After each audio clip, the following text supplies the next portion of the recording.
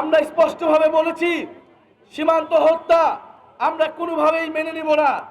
বাংলাদেশের জনগণকে, বাংলাদেশের সীমান্তকে, বাংলাদেশের মাটি ও মানচিত্রকে রক্ষা করা বাংলাদেশের ছাত্র তরুণ যুবদের দায়িত্ব। সেই দায়িত্ব আমরা নিয়েছি এবং সেই দায়িত্বের ভিত্তিতেই জাতীয় নাগরিক পার্টি কাজ করবে। আমরা আজকে চুয়াডাঙ্গা থেকে বলতে চাই, গত 54 বছরে হাজারের উপরে মানুষ বাংলাদেশের সীমান্তে হত্যা করা হয়েছে। আমাদের মোল্লা ফারুক ভাই বললেন, এই চুয়াডাঙ্গার সীমান্তেই 200-এরও বেশি মানুষ সীমান্তে হত্যা করা হয়েছে।